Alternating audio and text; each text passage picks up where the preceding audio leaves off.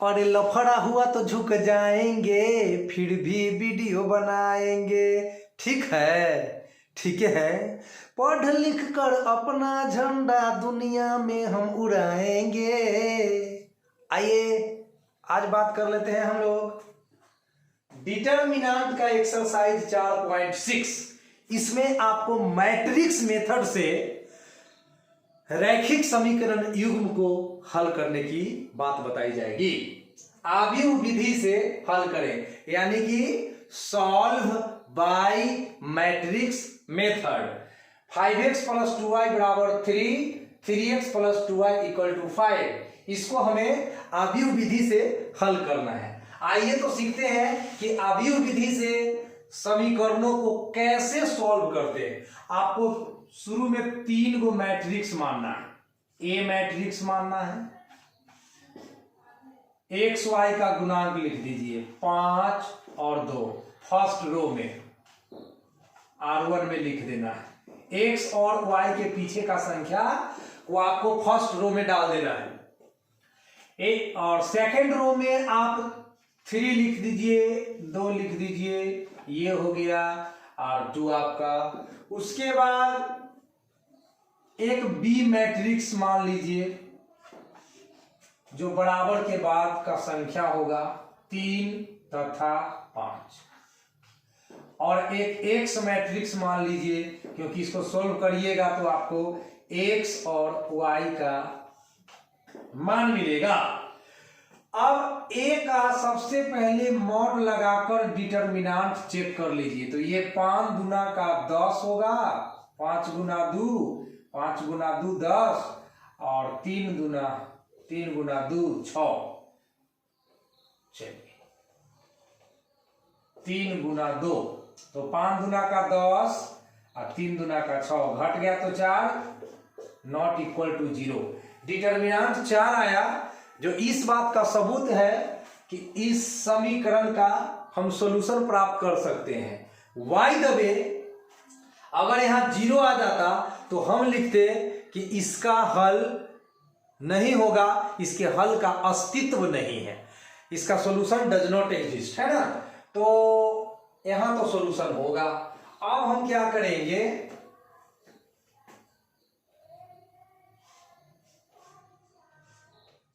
ए में मॉड लगाकर इसको डिटरमिनेंट बना लेंगे। 5 2 3 2। अब इसका चारों सदस्य का हमको उप सारणिक यानी कि माइनस निकालना पड़ेगा। चलिए निकालते हैं। एम 11 का मतलब फर्स्ट रो को छोड़ दीजिए, फर्स्ट कॉलम को छोड़ दीजिए, बचता है 2। एम 12 फर्स्ट रो को और सेकेंड कॉलम को छोड़ दीजिए, बचता है आपका 3। एम 21 इसमें सेकेंड रो को छोड़ दीजिए, फर्स्ट कॉलम को छोड़ दीजिए, बचता है 2। और एम 22 इसमें सेकेंड रो को और सेकेंड कॉलम को छोड़ दीजिए तो बचता है 5। ये निकल गया माइनस उप सारणिक। अब को फैक्टर्स ए 11, तो एक में एक जोड़ते हैं तो 2 मिलता है, जो कि एक सम संख्या है, तो जितना माइनर होगा उतना को फैक्टर होगा। उसके बाद ए 12, तो 12 के अंकों को जोड़ते हैं, एक में 2 तो 3 मिलता है, जो कि एक विषम संख्या है, तो 3 का चिन्ह उल्टा कर दीजिए। यहां पॉजिटिव 3 है, यहां नेगेटिव 3 होगा। एम 21 के सामने ए 21 निकाल दीजिए, तो 2 में 1 जोड़ने से 3 मिलता है, जो कि एक विषम संख्या है, तो यहां +2 है, तो यहां -2 लिख दीजिए। और एम 22 है, तो इसके सामने ए 22 निकाल दीजिए। 2 + 2 4 एक सम संख्या है, तो 5 उतर जाएगा। इस तरह से आपका माइनर निकल गया, आपका को फैक्टर्स निकल गया। अब हम सूत्र जानते हैं, x बराबर होता है A इनवर्स × B, और A इनवर्स के लिए फॉर्मूला है 1 बटा determinant of A into adjoint of A into B अपने स्थान पे है।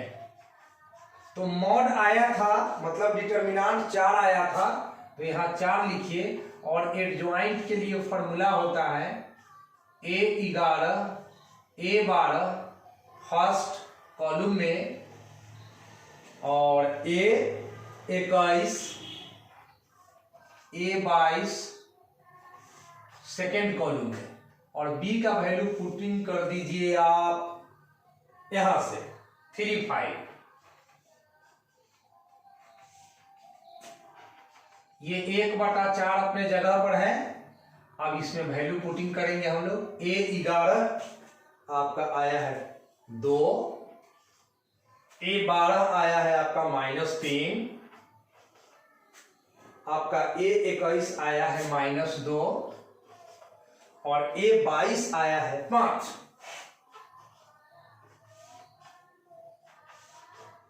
यहां 3 और 5 उतार दें।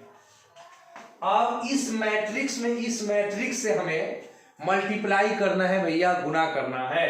गुना का ट्रिक मालूम है आपको, फर्स्ट रो से सभी कॉलम में गुना होता है, इसमें तो एक ही कॉलम है।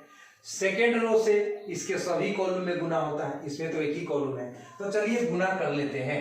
1/4 एज इट इज, 2 का 3 से मल्टीप्लाई हुआ 6, -2 का 5 से तो 2 बचेगा 10, -3 का 3 से तो -9, 5 में 5 से तो हो गया आपका 25, इक्वल टू 1/4। 6 में से आप 10 घटाते हो तो मिलता है -4। अब 25 में से 9 घटता है तो आपको मिलता है 16। अब 1/4 से -4 को गुना करिएगा, 1/4 से -4 को गुना करिएगा तो 4 कट जाएगा, -1 बच जाएगा। 1/4 से 16 में गुना करिएगा तो 4 आ जाएगा। ये जो वैल्यू आया किसका आया? x का आया ना, और x का मान आया आपको -1 4। और जरा x का वैल्यू यहां देखिए तो क्या है, xy, तो यहां लिख दीजिए आप xy इक्वल टू -1 4। तो x के सामने आपको मिल रहा है -1, y के सामने आ रहा है 4। तो ये आपका हो गया आंसर। अब आप उत्तर की जांच कर सकते हैं।